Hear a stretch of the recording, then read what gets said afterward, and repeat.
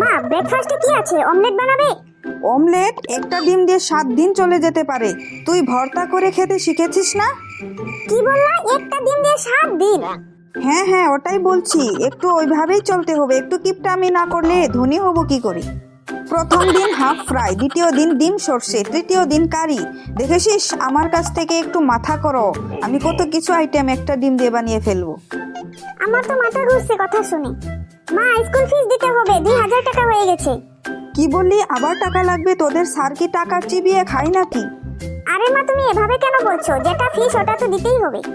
তুই তো বলবি, তুই তো আর ইনকাম করিস না, যে করে ওই বুঝে।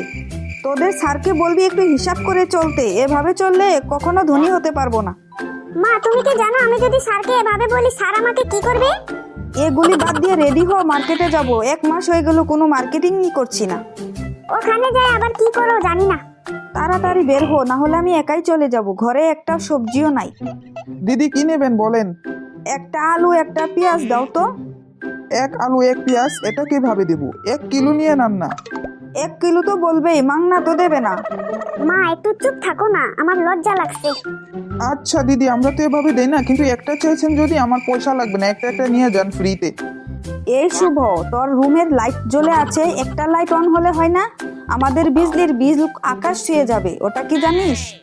মা, রুমের লাইট অন না করলে তো কিচ্ছু দেখা যায় না।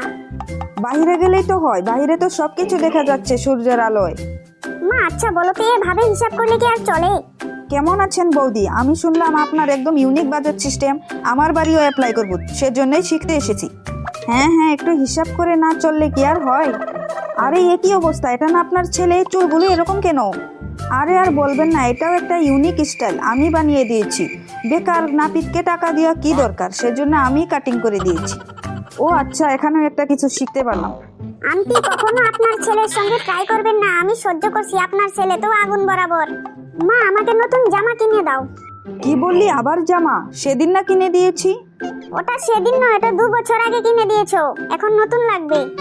ওটাই তো, মাত্র 2 বছর, 10 বছর তো হয়নি।